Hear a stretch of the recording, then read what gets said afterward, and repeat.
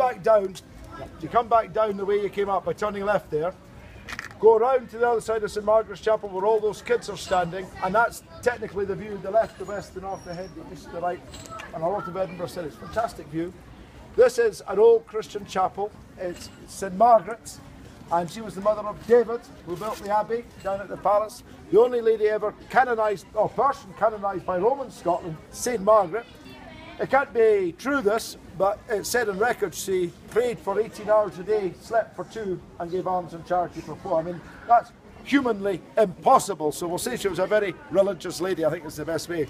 So basically you start praying at midnight and you don't stop till 6 o'clock in the evening. That's, you know, you need a lot more than 2 hours sleep after that. And she was a lady that was greatly concerned with the poverty all around her. And she was married to Malcolm, and Malcolm, whose kingdom this was here, she gave birth to a son, David the first true Christian king of any note in Scotland. And he built the abbey down below. He built this chapel in memory of his mother around 1127, and she died about 1097, and that's the original wall, so it's about 1,000 years old where the windows are, doorway on the other side, about the way it would have been, we reckon, 1,000 years ago. So that's what the castle looked like, small, solitary, functional building. And Princess Margaret, who was born in Scotland, the Queen Mother's daughter, the Queen's sister. Queen Mum was Scots, remember, so she always said her second daughter would be born in her native country because she missed Scotland. Although she was in England most of her time, she missed Scotland. And Margaret in 1947 inaugurated the Guild of St Margaret Chapel.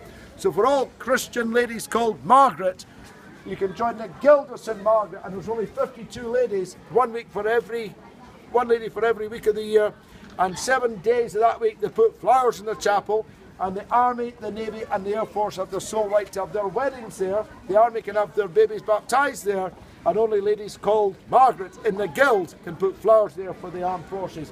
The bride's family has no say in the flowers, it's that one lady. So I bet that's put a few noses out of joint that you have a stranger doing the flowers, but that's the rule if you want married here. So it's like Russian roulette in this country, as you know, with the weather. You either get it or you don't, you know. And you go round the corner, look over the wall, and halfway down it's a military graveyard to all the soldiers' dogs in Scotland. And many of them actually come from the castle, so it's about 125 years in age.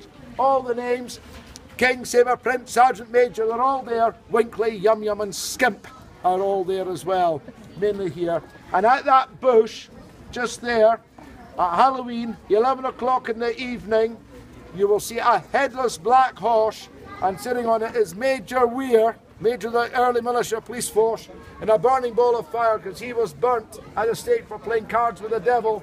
And sitting on the back is Grizzle, his sister. What a ghastly name, but that was her name, Grizzle. And she's sitting with her back to Major Weir, holding the horse's tail, and she had had a sexual relationship with old Clutie himself. So seemingly her chin was round her head about 5 times, and she's spitting and swearing and blaspheming as the horse runs down the hill and disappears off into the twilight. So I think there's a huge amount of alcohol in this vision here. Bad Scotch. But this is what they say. But there were 2 people burnt at the stake for association with himself. For sister, for sexual relationship, and Major Weir for playing cards. So they are never Grizzle, what an appalling name. But it is, it gives you the shivers. So anyway.